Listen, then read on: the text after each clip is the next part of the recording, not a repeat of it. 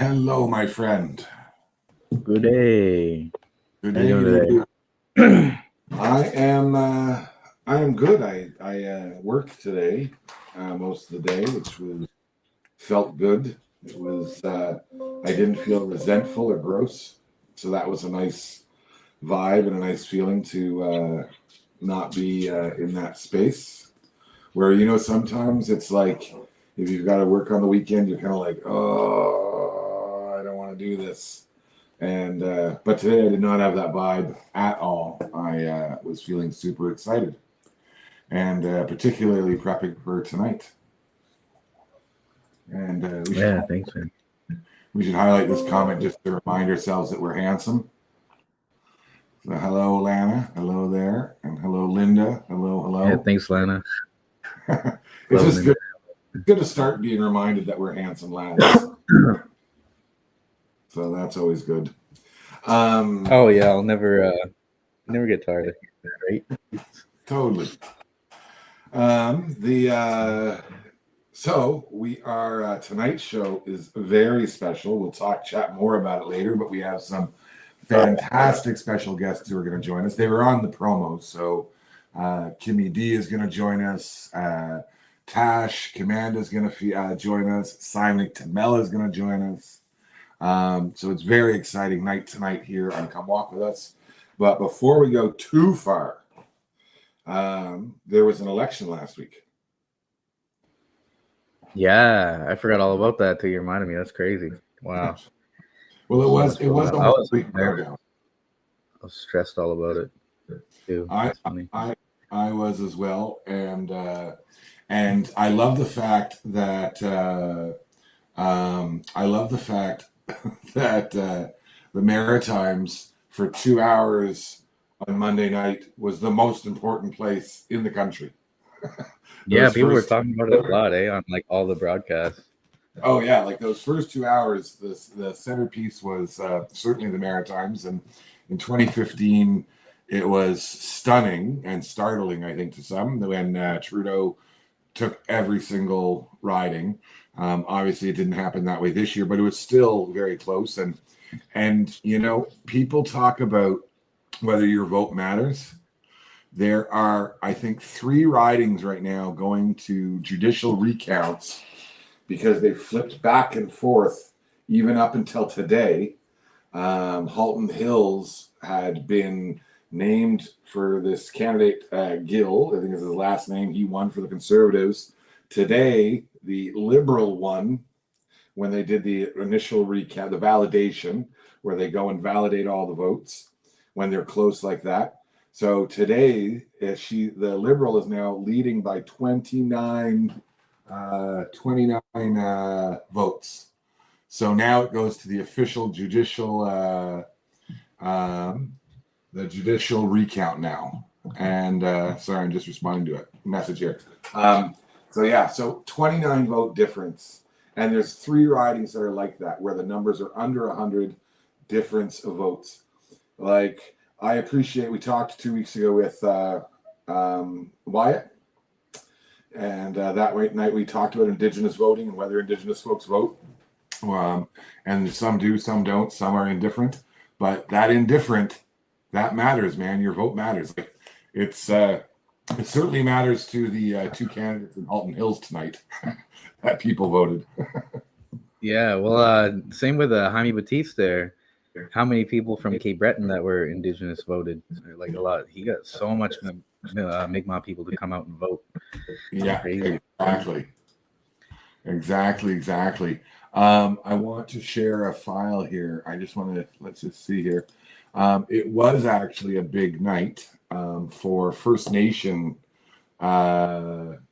candidates, that's for certain. This is from the AFN, and 8 elected First Nations members of Parliament, and several new ones. So Jamie Baptiste, obviously from Cape Breton, he won. But Leah Gazan, she's in and has the NDP seat there. Wade Grant from Musqueam First Nation. Ellis Ross is from the Haisla Nation. Haisla Nation? Is it Haisla? Either way, he's quite Is that like prominent. NBC? Yeah, NBC, yeah. Mandy Gull Masty up at James Bay. She won. Billy Morin, who is the former chief of Enoch, he won. Rebecca Chartrand, this was a big win because this was up in the north. I think they took this from the NDP. And she's from Pine Creek First Nation and a member of the Bloc, which is an interesting thought that someone from the Bloc Québécois, whose arch purpose is to separate from, like, not today necessarily, but their goal, right, is around Quebec sovereignty and Quebec protection. So it is interesting to see a First Nations fellow win for the Bloc and run for the Bloc, but there you are. That's kind of awesome when you think of that, eh? Like 8. That's so cool, man. Yeah, 8 people representing our people across the country. exactly. Do you have any idea of, like, if this is this the highest numbers we've had? I think it is. I do believe that to be true. I think it's the because there's also going to be, there will have been also, I'm assuming, Métis representation, and I think Nunavut might have be an Inuk woman, I think, as well. So the number of Indigenous candidates are elected probably is a little bit higher, but that said, for First Nations, this is probably the highest, I would think, in the history of time. And it's interesting to see them on both sides of the aisle, right? From and all three sides, really, NDP, Conservatives, and Liberals. And it speaks to the diversity that exists. So when we talk about the Indigenous vote, it's really important, I think, for people to be able to acknowledge that those votes are not all the same, right?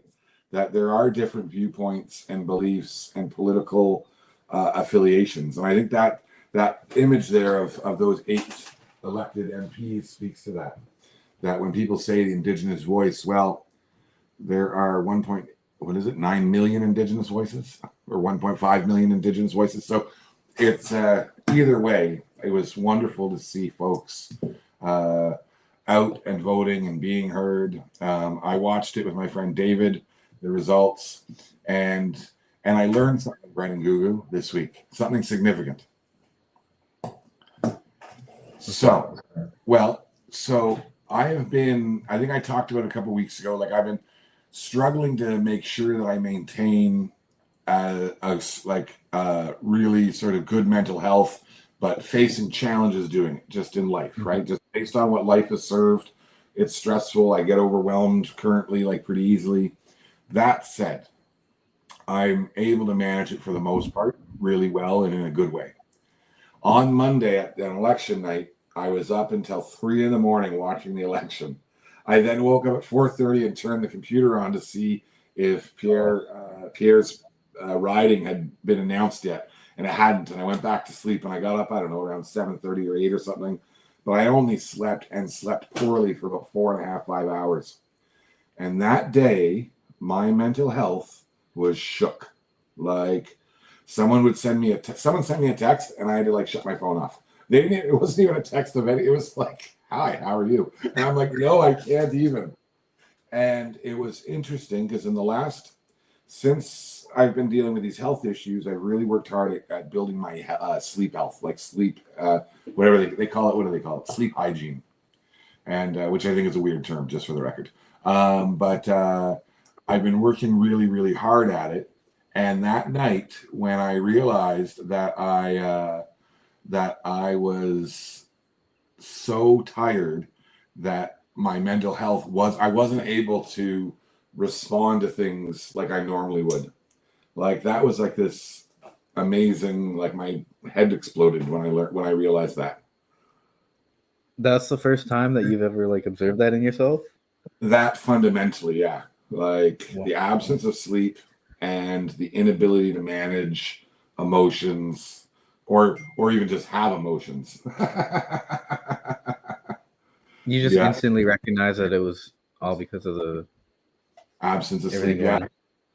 So then the next day, the next It's not cool day, that you experienced that, but it's cool that you recognize that and stuff. yeah. So it was just interesting. It was really a good life lesson. Like that, I need to make sure I'm getting all the sleep I need. Right. So. Here's a man says hi, Kwai Mance. Oh, Linda asks, Peter, has your diet changed any, like using natural to help combat? totally. Well, my diet hasn't changed too much. Like I'm trying to eat healthier. Like I try to eat healthy 2 out of 3 things I put in my mouth a day. I might have had a piece of cake before I started here, but I just wanted a little sugar to keep me up. But certainly trying to take care of myself without a doubt with how I eat. But the sleep part is really just around making sure that I go to bed early, make sure that I shut the TV off. I play music, like nice music, like to help me sleep. Sometimes I'll take melatonin like 3 or 4 times a week to help keep that going. So just those things, and shutting my phone off on silent, all those different things. It's So getting yeah, more disciplined with your overall health. exactly. And going to bed, like getting into bed. I'll Oh, like still, forcing yourself to like put your phone away and stuff. yeah, and Is that the hardest part? probably, and it still is because I'll play like Boggle, which by the way, I'm really bad at. I decided today. Okay? I played Boggle against maybe I think I played 11 competitors throughout the day, real people, and I lost 11 games. Damn. So, wah, wah. You Wah. learned 11 times. I just keep learning. Hey, guess what happened this week? What else happened this week? Oh, well, the election was cool, but this is way cooler. Our pal, Oh yeah, Andrew, our pal Andrew's Andrew, new song, new project. common man, he hit it up and released his latest track that you can find on Spotify, on Apple, on YouTube. So make sure tonight that you check him out on YouTube. Click subscribe. You can do the same for us as well. Yeah, so his newest track came out, and I think it's kind of awesome. I don't know if I picked this picture. I think this was just a picture he posted, and it spoke to me. So yeah, it is. But it's super awesome to see him continuing with his I think it's an LP that's coming out, and yeah, so that's good news. Oh, I think you're on mute. Oh, There we go. Yeah, I was just saying, I got a lot of respect for Andrew. Like he really, like he's a true artist, like a true musician, a true like just loves to create music and sound, and like he really knows his stuff. Just exactly. sit down and actually talk to him about like music and everything. Like yeah, like he knows, he's a smart guy. Cool. He is, and he's committed as well, right? Like he is. Like He's been doing it since he was a kid. yeah, since he was a teenager, and he's got these principles that are incredibly important and relevant, and they keep him on a path that he wants to be on. Because I say, well, maybe you should sing like some country music or pop or those covers that people love. And he's like, nope, nope, and nope. Like he knows what he wants to create. It comes from his spirit, right? And punk pop spirit that he has, and away he goes. And so 10 points for him for being able to do that.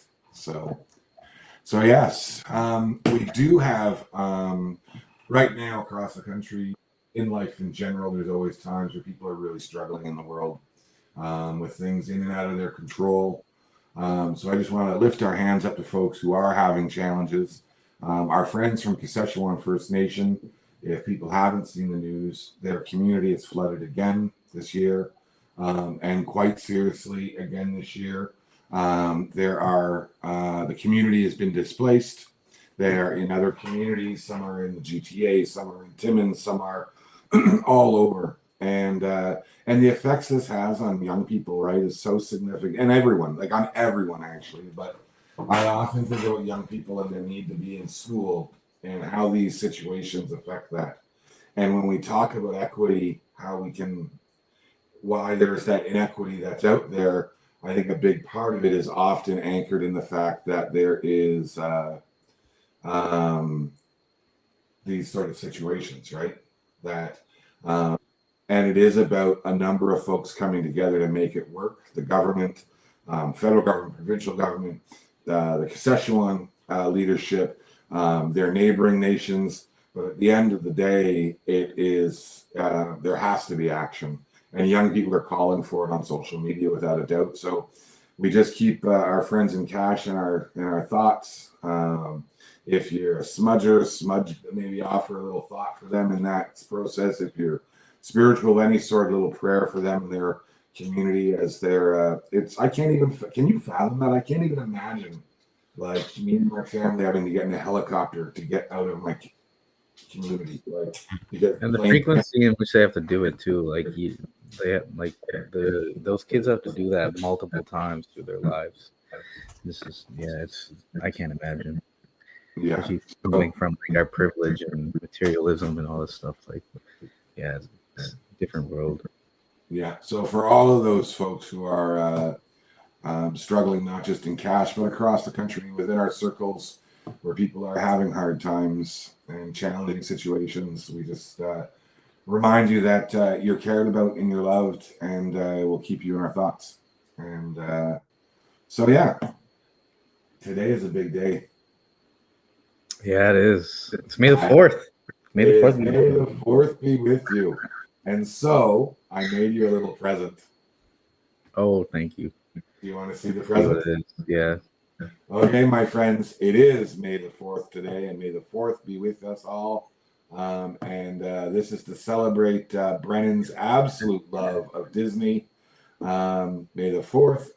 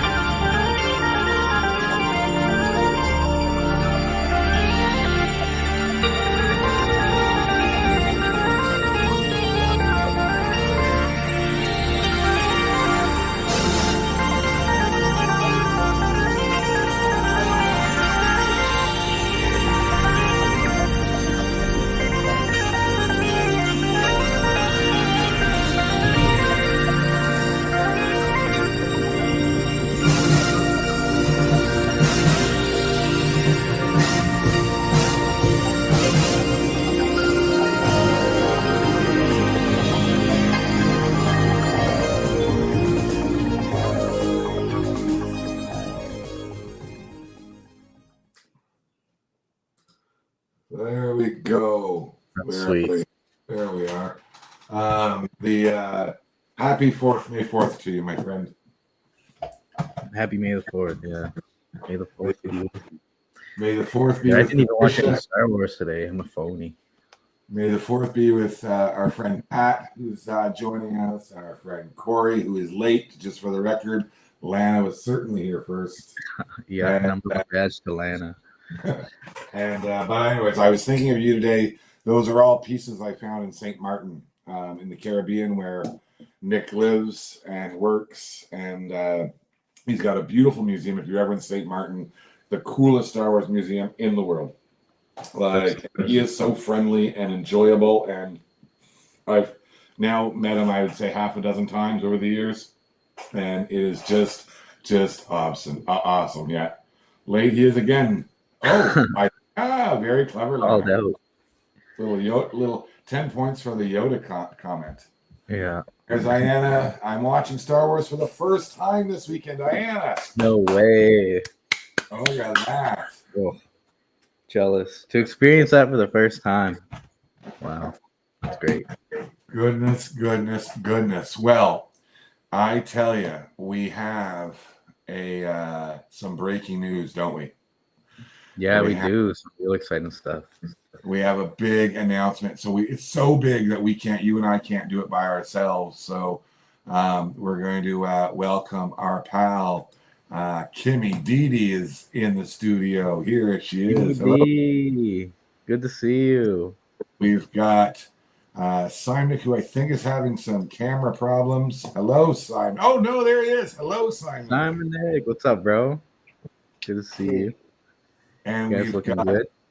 Tash with us as well. Hello. Tash, what's up? Hey, how are ya? Awesome. You were with Leland the other day. I seen that. was. That's cool. Yeah. Where were you? With Leland. What did we do? We had dinner. Yeah, We this tried is to cool. We tried to go to an escape room, but they're all booked, so we couldn't book it last minute. Oh, that's cool. Leland Yeah. runs the Motivate Canada there. Well, this is fantastic that we are all here. Happy Sunday. Thank you for joining us here on Come Walk With Us. We have some big news. Oh, look, there we go. Catherine says, hello, cousin Saimaniq Tamela. All the cousins. Hey, cousin. It's funny. I saw Catherine say, I'm going to watch cousin, and I thought she was one of my cousins. I honestly did. I was like, oh, I wonder which cousin that is. There is Iana. Hi, I will miss you all. Great to see these sweet faces. You are missed as well, my friend. So I think we should just jump right in, and I should click this button, and maybe we're going to go off screen for a second, but we will let this video tell the story. Does that sound good? Sounds good. Come back and we'll chat. Okay, so I got there's all these buttons here. It's like a TV studio. There we go. Okay, so we're gonna go like this, and we're gonna make it full screen like this, and go like this.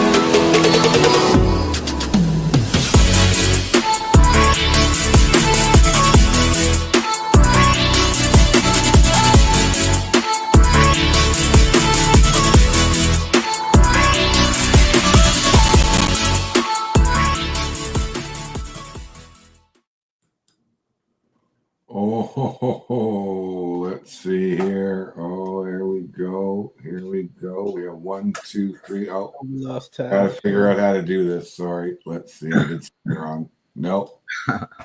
Nope. Nope. Nope.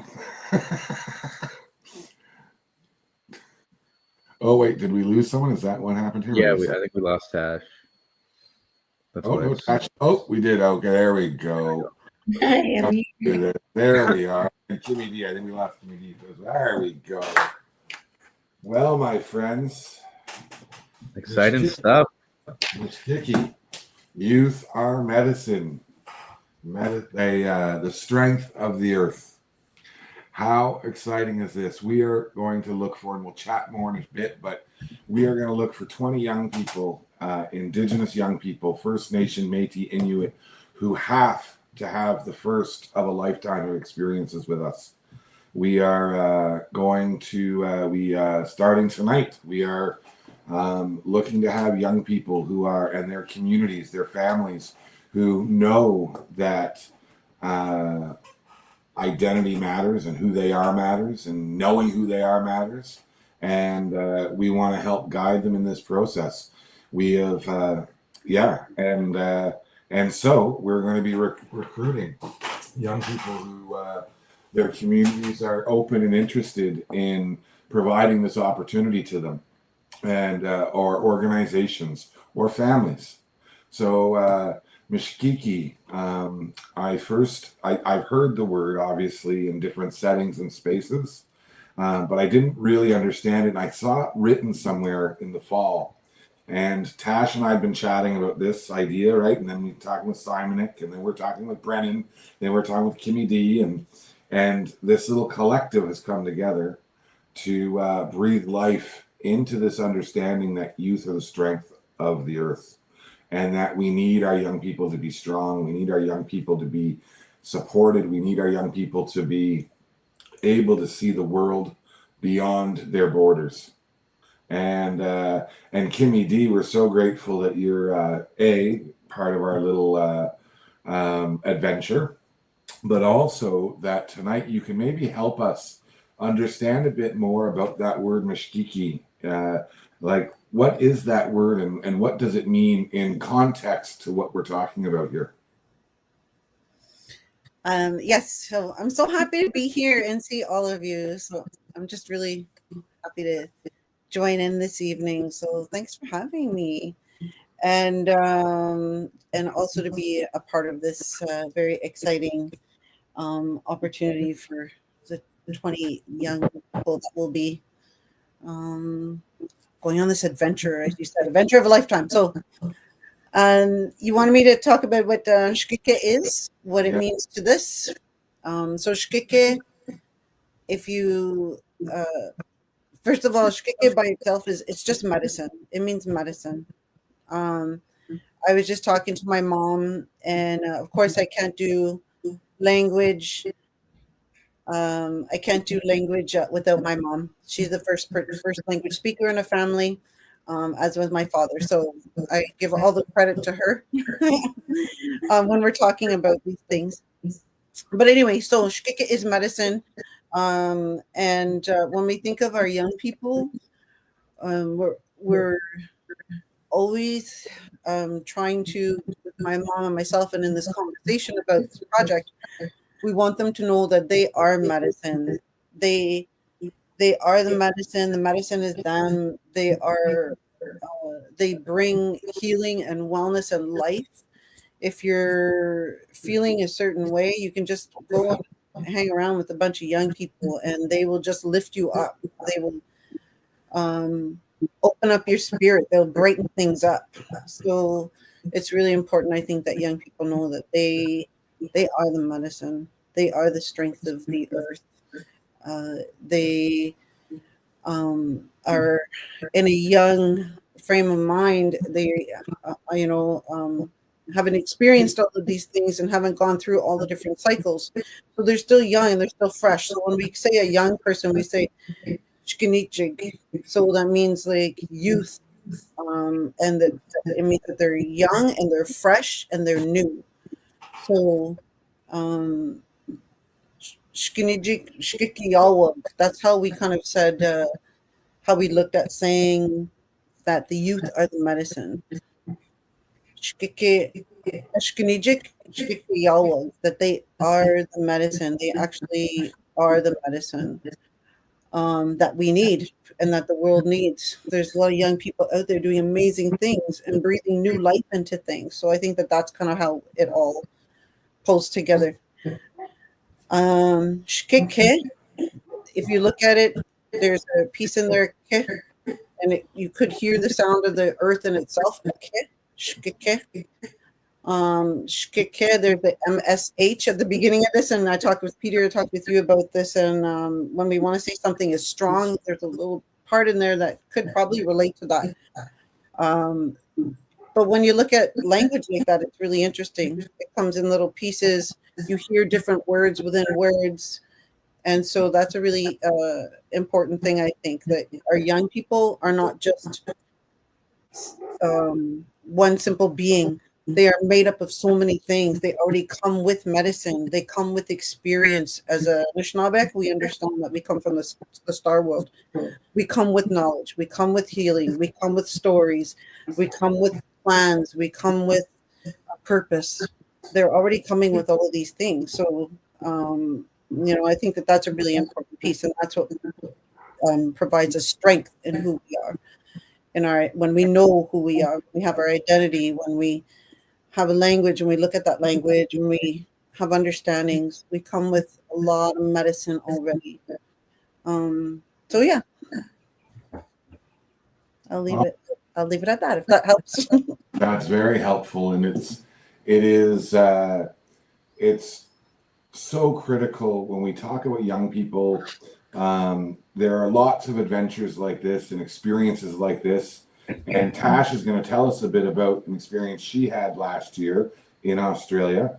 But before we jump in there, Tash, most of the people you were traveling with were 20-something plus, correct? Yeah, 18 plus. There was Indigenous students from 3 different colleges. And so that sort of is so often the target audience of these kind of experiences. Brennan, as well, you went on a youth exchange program or a youth sort of experiential program in your 20s as well. There is, and we're going to hear from Tash, but one of the things that's different for this project for Mishkiki is that when we're talking about young people, we're talking about youth in the sense of 14 to 18-year-olds. That's what we're looking for this project, is to create opportunities and create space for so often those who don't get those opportunities, because we want them to be, when they get to be in their 20s, to be leading those programs, not only needing to participate in them, right? So this is them being able to begin their journey literally, but also figuratively, around building their leadership capacity, building their self-confidence, building their understanding of who they are, understanding of connections with others. And those things all happen in these experiences as they are now, but we want to ensure that younger youth, 14 to 18-year-olds across the country, First Nation, Métis, and Inuit, can have these kind of experiences. So Tash, that said, the experience for older young people and young adults is still significant, is it not? Absolutely. So what did you, what was your, tell us a bit about what you took part in last year. Yeah, so it was part of a global skills opportunity with Algonquin College and Cambrian College and Georgian College. And there were 20 Indigenous students, and then we all traveled to Australia together. And it was the first time meeting all of them. And it was pretty cool. And we all became really good friends. Yeah, so I guess we did some, I guess we traveled to Sydney and we went to Wollongong and we stayed with the Wollongong University there. And it was super cool because, like, as soon as we get there, we have like a welcome to country, which was like a really cool way of welcoming to the territory. So they have like a smoking ceremony with like eucalyptus, and it's just like our smudging, like how we smudge. I thought that was super cool. And just like some of the similarities that Indigenous peoples in Australia and our Indigenous people have, like in regard to ceremony, are like so similar. Super cool. So I spent 2 weeks in Australia, and yeah, we just adventured like constantly. Like every day was a whole brand new thing.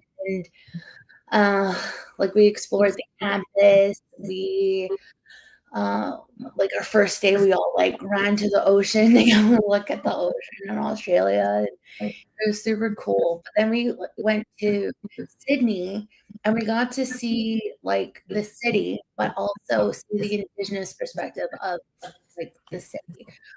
We went on a tour that showed with like an Indigenous, I guess, tour guide, but telling like stories, like telling traditional stories of the area, and then just some like traditional knowledge.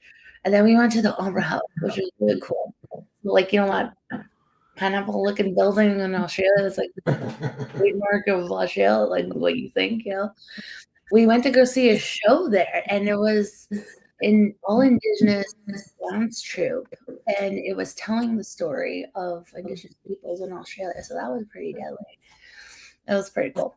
And then we ended up going to some art galleries, and we went to different locations, like in the Wollongong area, which is just like an hour south of Sydney.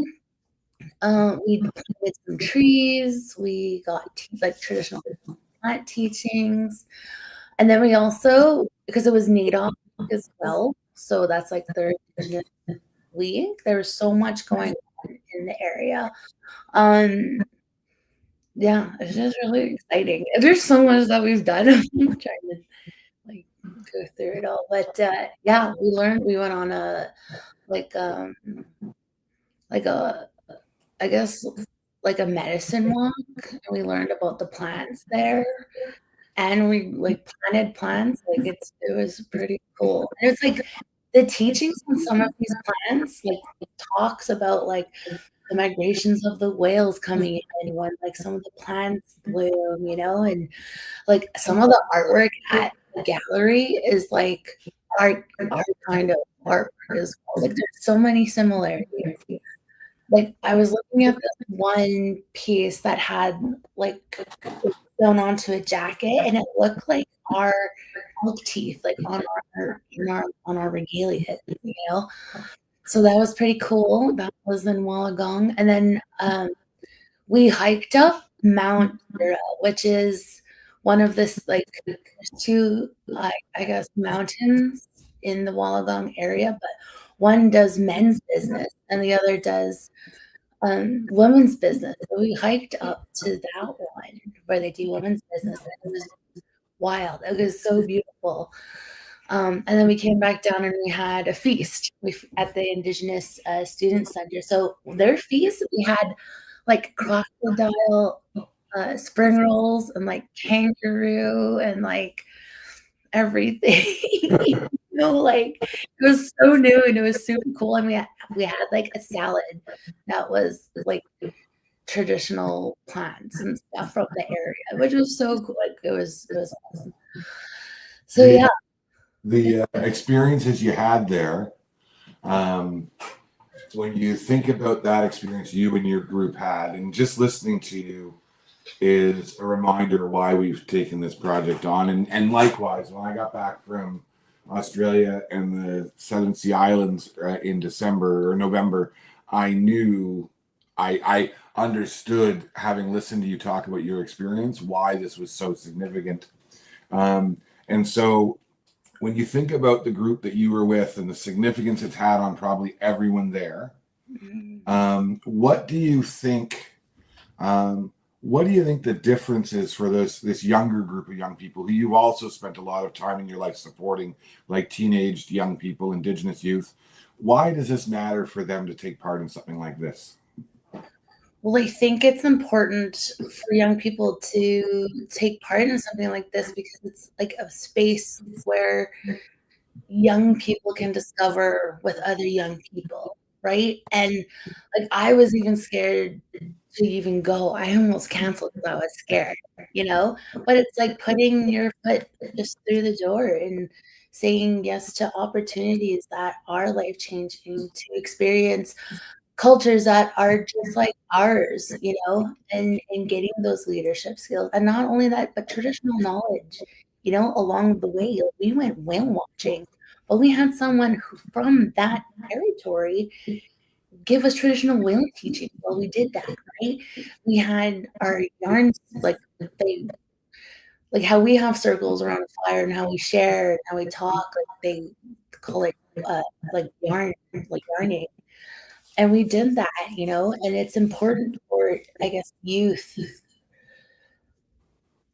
to share an experience and to grow in those important circles, and to, I don't know, we just bonded. And I think it's important for young people to bond and learn together, and to grow and to be scared and to, experience new things in a safe way with some traditional knowledge keepers and people that are going to take care of you, and I think it's important for youth to travel and to come back and share those teachings, and share their experiences and tell their stories, because that's also part of it too. I think that's you literally. We're gonna have to come back to this recording to pull that together into like a one pager, because it's exactly that, right? It's about doing it in a way where you're supported and cared for, where you share it with each other in the moment and then others when you return home. It's that building knowledge of the similarities. One of the things that I took away as a First Nations person when I visited Australia was the painful but powerful similarities in the stories and the narratives of the development of these two countries, Australia and Canada. Like the language is sometimes different, but the process of colonization and the effects of colonization are so similar, and the resurgence though of peoples is equally similar. Like we were talking about at the beginning, 8 elected MPs, and just as it's not always the best benchmark per se, but it's a good benchmark for demonstrating that resurgence of Indigenous strength and leadership. And that's what I saw when I went, right? Like I saw the challenges, I listened to folks share about the challenges, but also saw that traditional way of being, right? And we know that when young people are introduced to the knowledge that they and their communities, their peoples hold, they're going to be healthier, they're going to be stronger, they're going to be better equipped to find success for whatever that means for them. And that's what I heard when I heard you talking about it when you came back, all those things. So it is awesome. And the caring piece is something that we're pretty good at, I think. I think we are, and have proven ourselves over the years to be well situated to take something like this on. For an example, we got to take a little break right now just to say goodnight to my grandson. Apparently he knows how to type. So maybe Jeff typed it. But good night, Everett. I'm glad you were tuned in for a little bit. And Mello here just shares too that so many of our youths are afraid to even dare to dream of stepping outside the boundaries of the reserve. And that is as true today as it was 10 years ago, 20 years ago, 30 years ago. And so it's about, so this is such an important comment because it is about providing those opportunities. And it is so important to be able to see and connect and grow. And in fact, when I take a look, Brennan and I have been very good friends for a number of years, but we only know Brennan because Saimaniq has been a good friend of ours for years. And this isn't our first time traveling internationally with young people. And in fact, we continue to sort of work on that. Mello, I caught that. I did catch it when I was reading it out loud. But when we met Brennan, he applied, put an application in that Saimaniq and I, and maybe Kimmie D, did you also read did you help us select the youth for Mississauga in the basement of the old office? Yeah, I think so. I think you were one of the selection committee. And Brennan submitted an application, and Correct me if I'm wrong, Brennan, but it was long. There were lots of questions. There was a lot of work to be done for each of those applications. Yeah, those applications were gnarly. They were They were jam packed. And gnarly on purpose, because what we wanted to do and what we want to do with this project with Mashkiki is create and build a community. It doesn't mean everyone is the right fit, right? It doesn't mean everyone is in the right place for an experience like this. So we want to be able to have an application process where young people are going to be able to demonstrate things. But so first, let's just hear from Saimaniq has led 2 projects. One is Misit Nogama.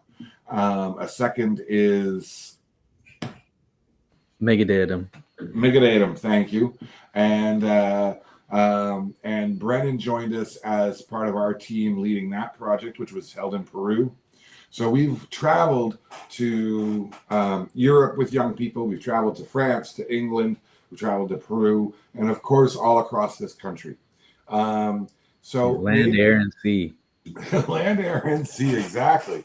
So, Brennan, maybe you could just start and just share a little bit as a participant in a 3 Things project as a young person, which has evolved to where we are here tonight.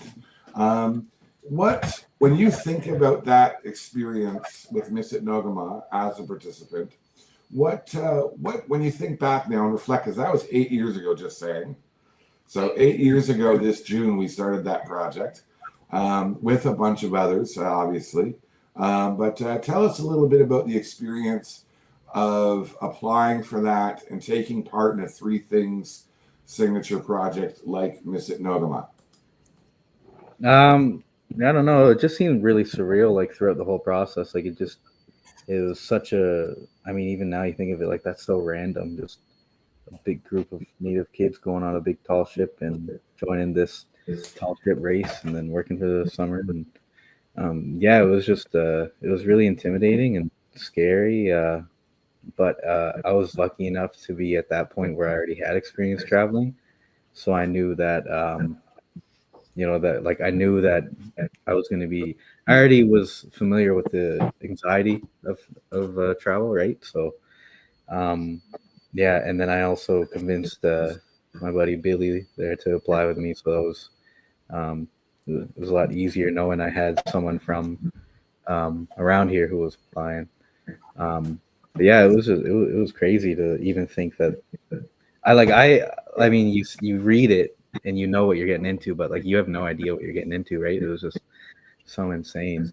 And so like that was really cool, but the real significant part was all the programming and stuff, and where I actually got to like interact with like Saimaniq and the team and everyone, and those times in between, like when we weren't on watch working and cleaning the deck and stuff like that. That was like really what was like the I don't want to say the glue, but like if the glue was also like the electricity at the same time, like it really made the experience just like it took it to the next level, because while we were living through this crazy life experience, we were also reflecting. It's like self-reflecting on ourselves and going through exercises that had us kind of thinking about ourselves and our lives. And so like say you're out on deck at night and you're on watch at like 3 a.m. and you're laying there and you're watching stars, and it's just a life-changing experience, right?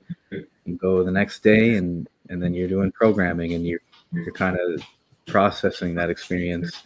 You're writing stuff like about your life and what it means to be Indigenous, or what kind of person you think you are. All that stuff is just really, really significant, and it just created such a different experience. Like I said before, I'd had experiences before where I went solo traveling and backpacking, and I did a program with Me to We, like free the children there, and like that's all really insane and cool, but to do programming with other people that you can identify with from other places in the country, like it was just a really invaluable experience. It was just really unique, and then to be able to go from that to the Peru project to make Megadanum and being able to like see the back end of it and see you guys design these programs and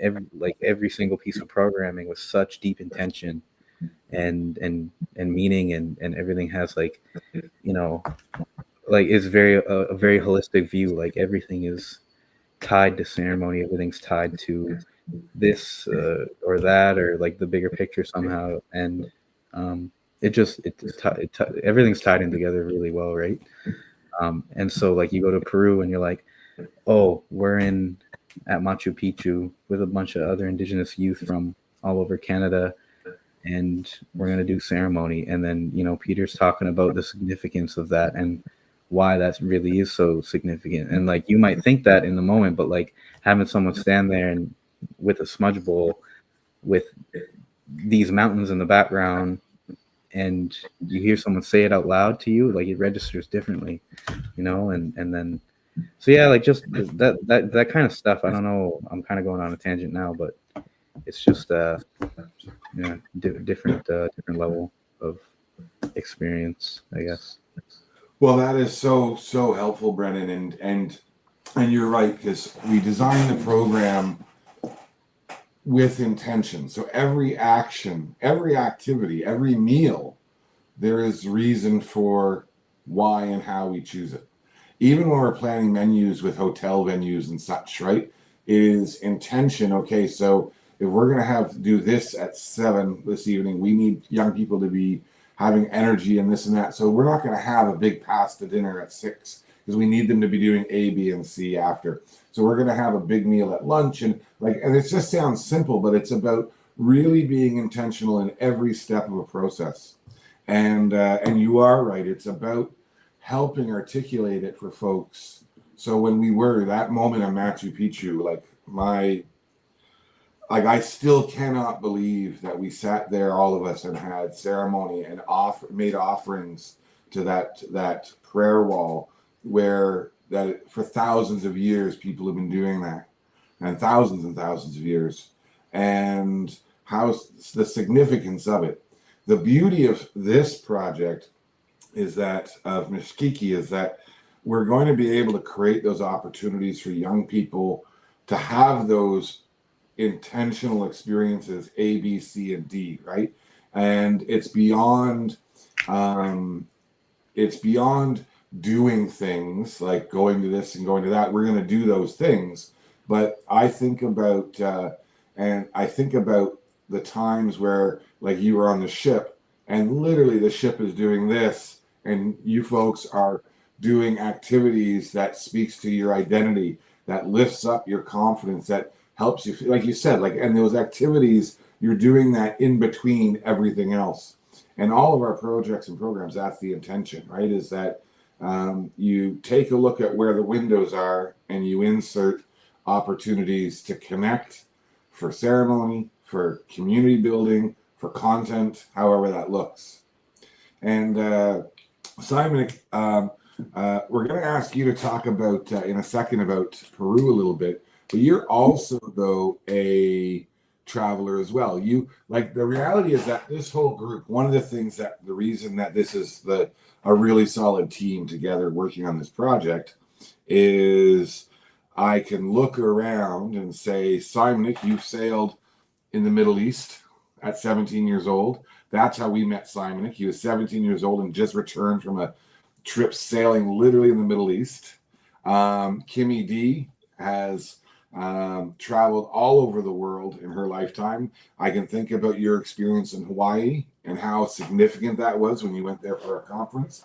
And and it stuck to me, right? Because I thought of that when I was in Australia, thinking, oh, these are the experiences like a 15-year-old needs, right? So traveling and all those experiences, we're going to come and chat with Saimaniq in a moment about Peru, because I want you to share a bit about that. But Brennan had talked about Misit Nogama. So I want to share a video with our friends here who are watching tonight and folks who might not have heard of us before, just to gain some understanding about these international projects we do. And so this is a video about Misit Nogama. It is longer than we would normally play, but I think it's important for folks to see in real time what this looks like. Does that make sense? Okay. Here we go. Okay, now I'm going to hit the right button here, I think.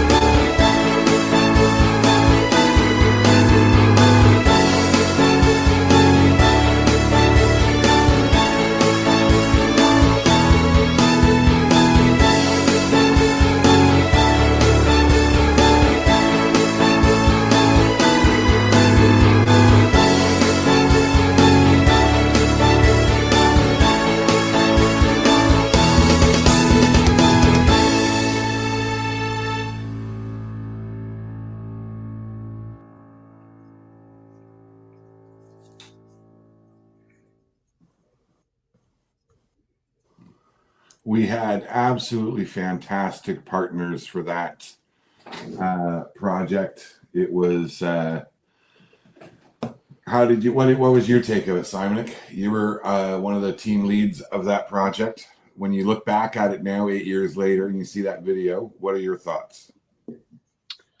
It was an opportunity of a lifetime, and for some others, it led to a bunch of amazing other opportunities, such as Brennan working with us.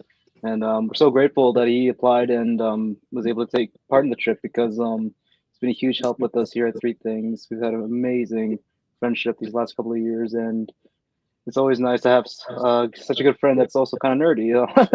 Kind of have a bit of a Deadpool poster, so I do like my That's Marvel sick. stuff as well, and Is Star that Wars stuff. So Deadpool?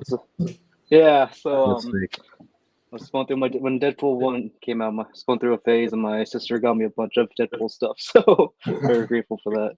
But so the opportunity was just amazing, and as you shared, my background was in sailing prior to becoming part of Three Things. I had the opportunity to be sailing on the tall ship here in Kingston, where I live now.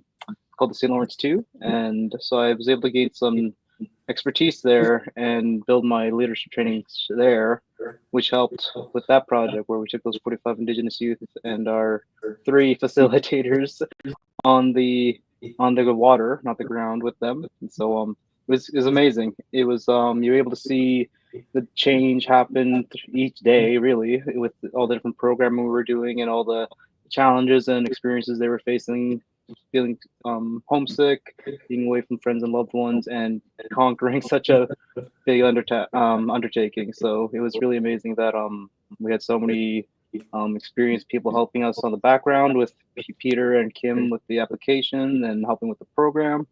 And it's just nice to see those faces and remember how much of an impact we were able to do with them with that project. Without a doubt, and that's the same intention we have for this project.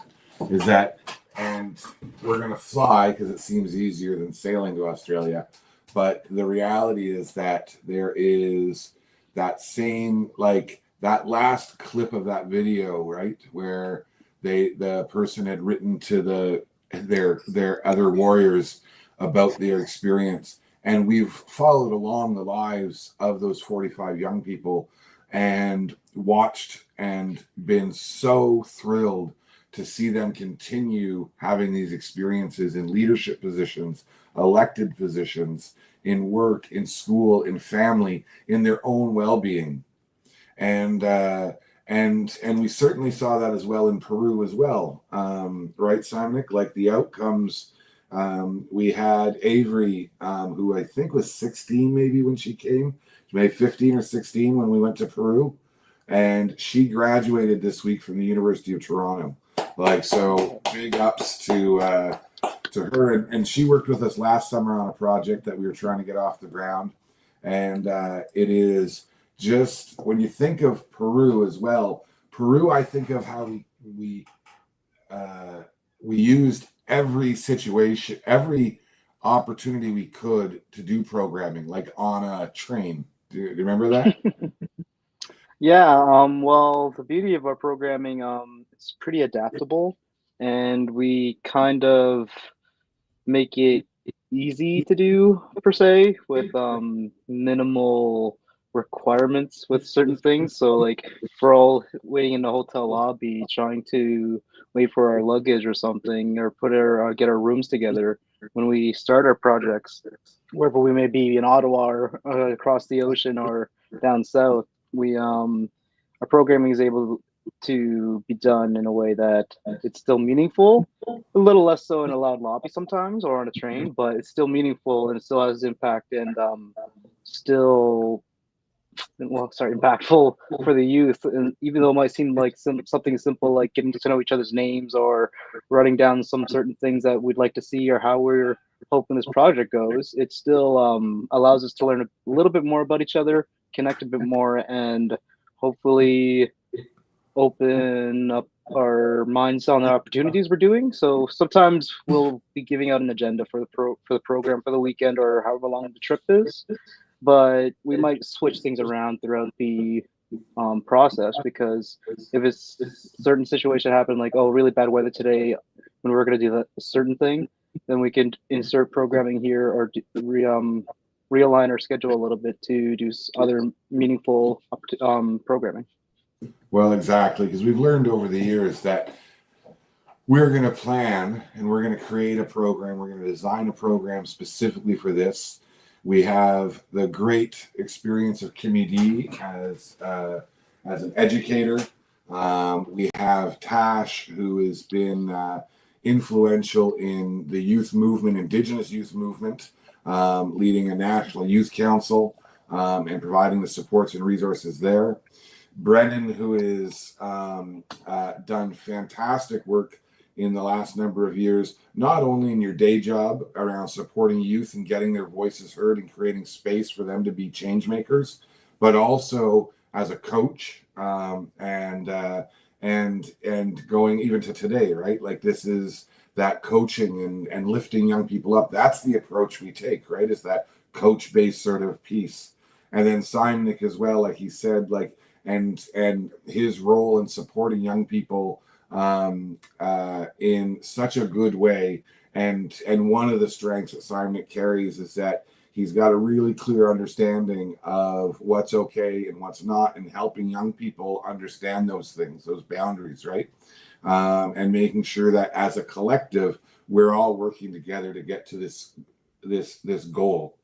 So the beauty is that we each bring these sort of skill sets together, and that's what we're going to do when we take a look at this project.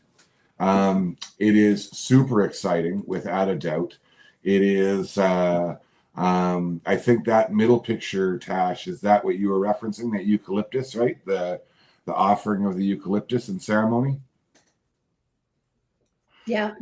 Yeah. So we are. So this sort of the plan here is that it's going to be an experiential identity, cultural, and leadership development program. Young people are going to return home feeling stronger about who they are, a greater connection to where they're from, that land, and whether it's an urban space or whether it is in a First Nation, in a Métis or Inuit community, they're going to feel that connection to their culture, and they're going to be able to develop some strong leadership tools to bring home to their communities, to their families, to their schools. The plan is to leave on October 25th. We're going to start in Toronto and have a night where we connect and have an opening circle. The next day we'll fly off to Australia, and we're going to return home on November 5th. This is again geared to Indigenous young people between 14 and 18 years old. We're also encouraging adult allies to join us. Brennan, really, you nailed it when you said you encouraged your friend Billy to apply for Miss Nogama, and that importance of having that second person there with you. So we hope communities will explore the option of sending two young people. And if folks are going to send 3 or more young people, they can also have an adult ally join them as well. Those adult allies are going to be part of our community. They're not only there for the youth they're traveling with, but they're there for the collective to be that support. And that's super exciting. This project is not a funded project. It's not, no one has come to us and said, do this. This really started from Tash's return from Australia, and all of us watching her Snapchats for 2 weeks and being marveled by what she was experiencing. And then it was just anchored in when I went to Australia. And so this project is a fee-for-service project, which means that young people are going to need to find the supports to attend. It looks like a lot of money, but truth be told, it's not for what the experience is going to be. It's $15,500 per youth or adult. But we're going to be supporting the process from the very, very beginning, offering a selection process that your community can use. There's pre-travel tools for participants and their families. It is fully staffed with this team you see on the screen, plus others. It's going to include flights to Toronto with the first nights over accommodations and that start of programming, and then travel to Australia and all the in-country travel as well. We're going to be going up. We're going to start in Sydney, right? If I'm not mistaken, Tash, start in Sydney and then make our way to the Northern Territory, where we're going to take part in a land-based experience with a proven Indigenous-owned, Aboriginal-owned tour company that you had experienced, correct, Tash? Yes. And And so we're going to do that. All of those costs are covered, including all the accommodations in country, all meals, health insurance, and all the materials that are going to be required. It also includes, so the programming it includes, the programming it includes is this signature youth voice development and leadership program that we've been talking about. All of the experiences, Australian-based experiences and all excursions, the 3-day land-based experience in that closing circle and honor and ceremony before we fly home on the 5th. If people are interested, they need to make a deposit. That first deposit secures a space for a young person or an adult ally in your community. The reason we want to have an application process is we want to be able to have the right fit of young people. So for each deposit, a community or an organization would need to be able to provide 3 applicants at least. So our team can look at them and select them. But the best part of this for your community is that it takes the pressure off, and I'm sure we've all seen this in communities. It takes the pressure off anyone saying, well, why did they get picked? And I'm sure everyone across the country can relate to that, where when people are selected for different opportunities, others are like, well, why them? Well, you're able to say to respond to your community to say that an external group, 3 things did the selection. It's a proven tool we've been using for years to help make sure that the right fit is there. And we talk about the first of a lifetime of experiences. And it's really, really important to recognize that what we talk about is that this is not going to be a one and done adventure for young people in your lives. The young people who come, this is going to open doors that could and might include post-secondary one day, right? It might include more travel. It might include leadership positions and roles. We have no idea where they'll land, but we know by being lifted up, being honored, being cared for, and being given this opportunity, you're going to see fundamental shifts in the young people that you care for. So make sure you visit our website if you are interested in learning more about this. We certainly ask that you share these links on not just social media, but also send emails to folks in your circle, to school principals, to chief and council, to leaders, to influencers, to help make sure that young people across the country see this opportunity. It is so important that we create spaces and opportunities for young people to have life-shifting experiences. And I don't know about anyone else, but I think this Mashkiki is going to be that life-shifting. If you had a message, Kimmie D, to leaders or parents or aunties or uncles, or leaders, for example, school principals, what would you say to them about why this would be a good opportunity for young people that they care about? Oh, gosh. Anytime a young person can move beyond the boundaries of their backyard and explore the world beyond what they see and know, beyond their screens, and really just get out there and meet people and talk to people and participate and experience a whole other community, a whole other nation of people. That is always a really, really a powerful, transformative experience for any young person. Just the fact of moving beyond and taking the healthy risk of getting on a bus or a plane, getting in a cab, like working with other young people, those are all healthy experiences. And the more that we can provide healthy experiences for young people to explore, to exchange, to meet, experience and just have conversations beyond what they otherwise would be having. Like, it's just, and in person, it's just such an amazing, transformative thing. I can't even explain how much wealth comes from that. Stepping outside, stepping beyond your boundaries. It creates hope, it creates dreams, it creates vision, it creates it helps young people explore even just relationship building, beyond what their everyday allows them to do. And I think that that's a really important piece. So the other thing I'll just say quickly about this, because I could talk about young people and travel and experiences and all sorts of things, and I could sit here with all of you all night and probably just chat away about it. But the other thing is we also take these experiences and they never leave us. They never leave the person. The growth is yours and yours alone, and that's you, and that's what's going to carry you through the next thing. You find a challenge, you meet it with other people, you problem solve it, figure it out, whatever it is. That's never going to go away.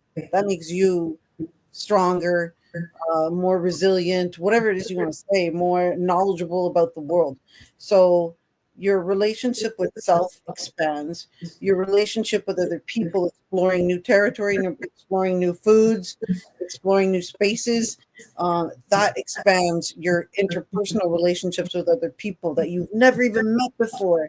And you have no idea what's in their backyard or what they're coming to this experience with. But the fact that you can do it together, programming is paramount in that. And the Saimaniq and Brennan have talked about that, how important programming is. So, that brings them in those interpersonal relationships. That's going to carry them through the rest of their life when they can have positive interactions with other people that they have never met before. And again, they learn about themselves in that. So then they move beyond even just themselves and other people, but they move into like nation to nation relationship building, because you're bringing young people from all over the place. And then attaching that to like globally, you're taking them to a whole other country and they're experiencing a whole other people. But yet at the same time, like Tash explained, you find commonality. So now you're not in this world alone.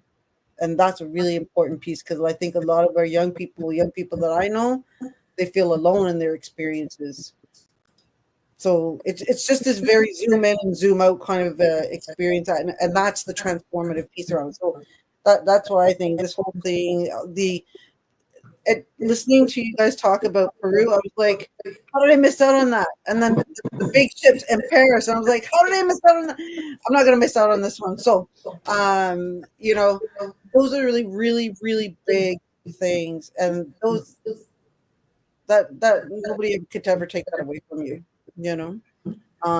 So yeah, just really amazing, and I'm so glad that you have had those big experiences, and have been able to speak about it and talk about how it transformed you in your own experiences in your own lives. And I've seen both of you, Brennan and Saimaniq, and how you've grown in yourselves, and I'm just so proud of you. And you're such beautiful young men, and I'm just proud of everything you do. Yeah. It's amazing, and I don't think I've ever met Tash before, but I hope to have more conversations and discussions about all of this and the work that you're doing, and that's amazing. So, well, what's exciting is that we actually, Saimaniq and I met Tash while we were all traveling, and it's one of those anchors that Tash and I talk so much about Indigenous people, First Nations folks, Inuit folks, Métis folks traveling, right? The importance of it. Like, we literally met in a pool, and with our other dear friend Rand from Labrador at the same time. And here are 3 Indigenous entrepreneurs in a pool. Like, it was amazing. It was just absolutely fantastic. I want to just quickly go back. Mello's asked how much is the deposit. And so the deposit, Mello, is $7,750. And what that does, it secures a spot. And so if an organization is coming from it, they'll provide 3 applications, and we'll select 1 for each deposit. But it does raise the question as to what happens if, as a young person, my family wants to support this and have me take part, so I don't need an organization or community to sponsor me. And it is a great question. And so you're going to be provided so they provide the deposit, and from there, fill out the application package. Our team will let you know if you're selected. Our team, and truth be told, someone might do this, and we might come back to them and say, this might not be the right fit of the right project at the right time. But more often than not, what we're going to say is that here you go, get ready to go down under. But that said, if folks aren't connected to a organization or a community that's going to sponsor their participation, there is still that opportunity for them to take part as an individual, because we were mindful of that. So the deposit again is $7,750, and it secures a spot, guarantees a spot that we'll select someone that an organization or a community puts forward. Lana then says the youths that go on to the once in a life adventure, but that's actually, I'll say, Lana, actually, and I agree with everything else, how phenomenal and beautiful we are and our very big hearts. And so thank you for the generosity of those words. But it isn't a once in a lifetime adventure. And that's actually like so important that we point that out, that this is actually going to create adventures continually. You are right that the memories they make together are going to be everlasting, and so will the friendships and connections. And those things, as we know that, well, and just as an example, they say the opposite of addiction is connection, right? And so those connections are going to be so valuable that they make. So you're right, Lana, that it is just going to be essential as they walk forward in their lives. Tash, you have traveled lots in your lifetime. Why, when you think of a 16-year-old, say from your home community, and you think of that 16-year-old at home this Sunday night playing Xbox, I'll just say, or PlayStation, probably PlayStation. And they're there on their own. Why do you want that 16-year-old to get the support of their community and family and others, and themselves make a decision to say, this is something that I have to do? Yeah, I think something like this for that 16-year-old or for 14 to 18-year-olds or just anyone, even the allies that do attend, I think it just allows people to dream bigger, like things like you can experience, you're going to be experiencing, think to learn how to navigate the world and how to navigate the world with other people, that are just like you. One of the things in Kimmie D, you sparked the thought that, like, when I was over there, like, I would have never thought I've been able to go to Australia in my life, like, ever. And it was just like a reminder of like how powerful you can see yourself places new that were like out of reach, right? And like coming back from that, like I now want to do masters, I want to like continue my education. I want to learn, I want to contribute, I want to, and I want that for all of our Indigenous youth to have that feeling, to feel like they can do it, they can, and and I think opportunities like this are so powerful because it brings out so much more for a youth. Awesome. Thank you, Tash. Thank you. Brennan, we spent a lot of time last year. Creating space for Indigenous young people in Atlantic Canada to have their voices heard. When you think back to that work and our travels throughout Atlantic Canada, what do you can you see any tie-ins from what we heard from young people last year and this opportunity? The biggest thing that right away is just the youth wanting to like just meet other youth like them, like Indigenous youth wanting to meet other Indigenous youth. Res kids wanting to meet kids from another res, kids who grew up off reserve wanting to meet someone from on reserve, or reconnecting, all this stuff. I feel like our youth keep asking just to have exchanges with other youth and other communities. Yeah, this is like the best way to do it. I agree, the best. But no, thank you. And I liked asking that question because I like it when I ask a question and I've got an answer in my head, and the person answers completely different from what the answer in my head was.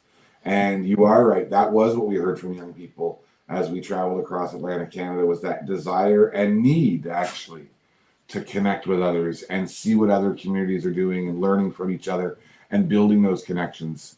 So I appreciate that answer even more so, because again, I find myself often in my life, I'll have the answer I'm thinking, and then the person answers and it's completely a better one that they provide. Are you stoked?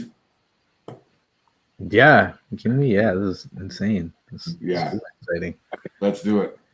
Saimaniq Tamela,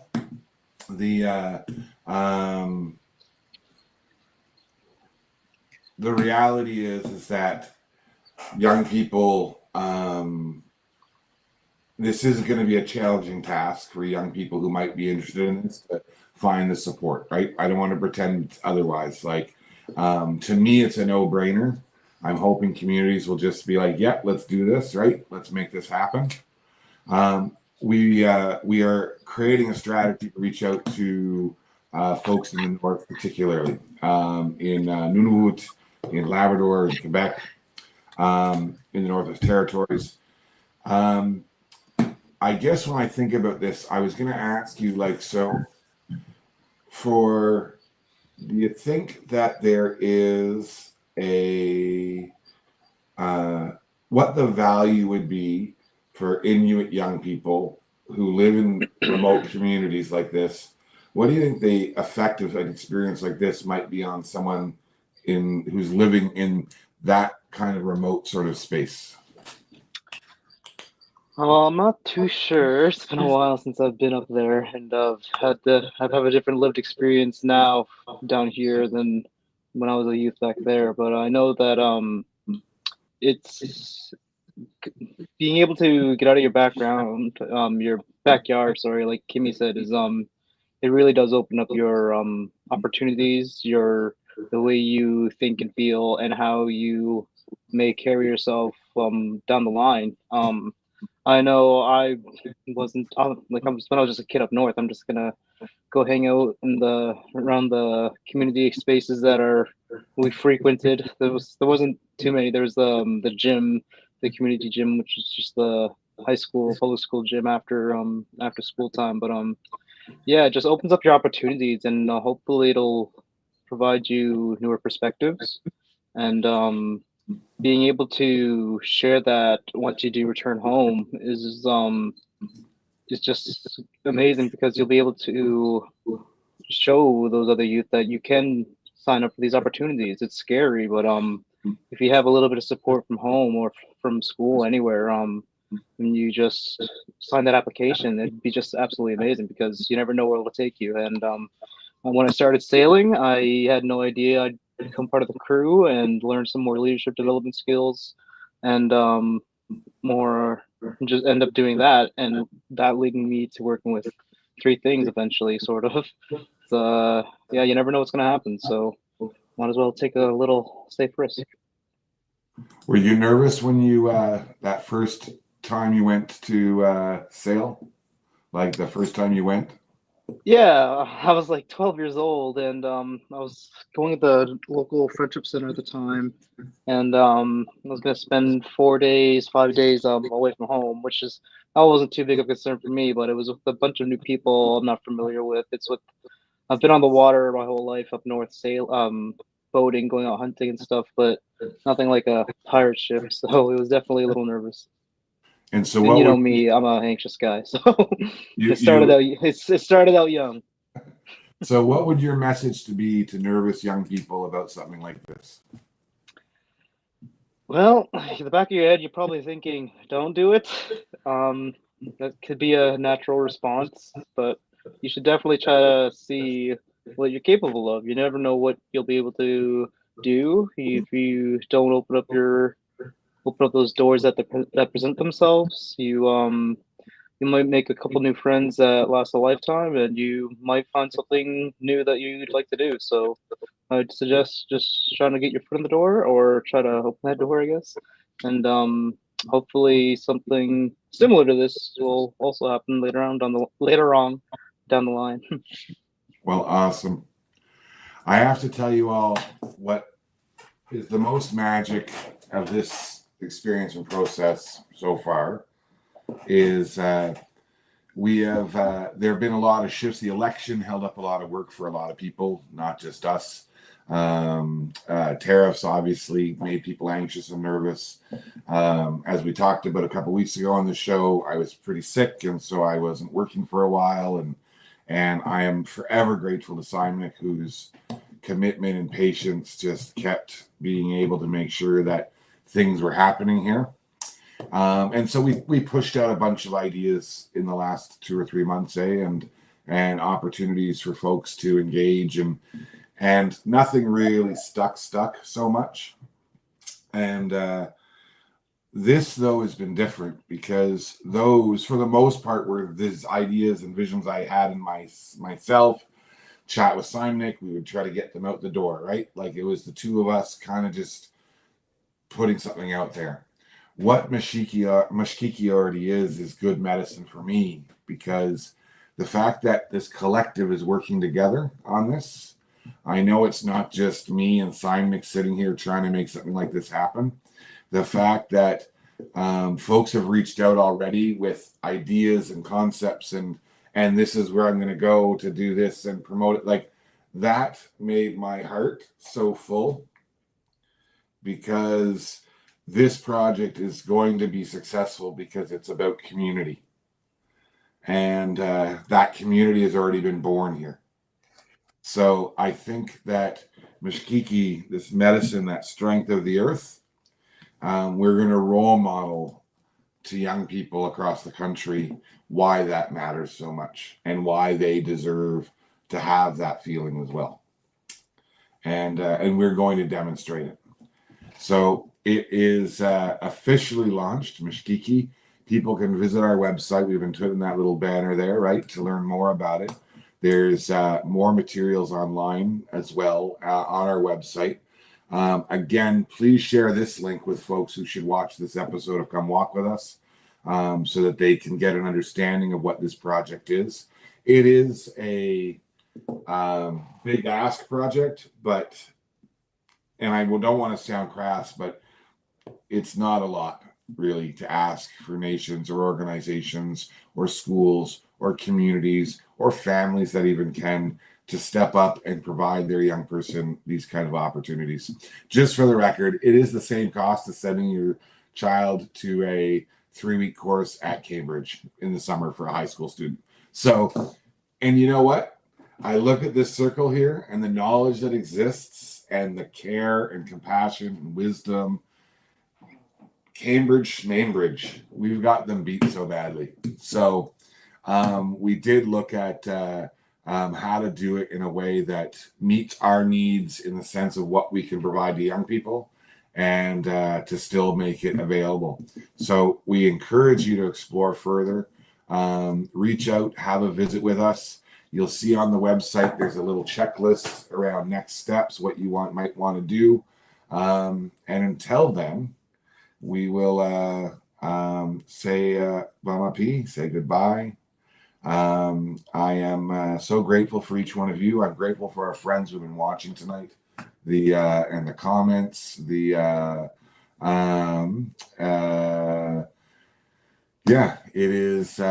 We're going to continue to create shifts and change in the world. And aren't we the luckiest people ever that we get to do that? That this is what we get to do. So, Brennan and I will return in 2 weeks' time, and for our next episode of Come Walk With Us. And I think we now have guests this time, so I think we're just going to have a visit, and maybe I'll find some trivia or something. Who knows? But Brennan and I will return in 2 weeks, which is, in fact, we can even tell you, it is May 18th. We will return. So come walk with us on May 18th while Brennan and I check in. And we will also, of course, I'm sure, give you an update on where things are at with this exciting movement. And until then, all my relations, I just want to thank you. And Pat, it is fantastic. I agree. And until our paths cross in person, we will see everyone soon. Brennan Gugu, do you have any last words to wrap us up? No, just thanks everyone for joining. And if you guys know any organizations or people that might be interested in supporting some youth, send us their way. Yeah. Peace out, folks. Have a great one. It's a normal Good one. night, everyone.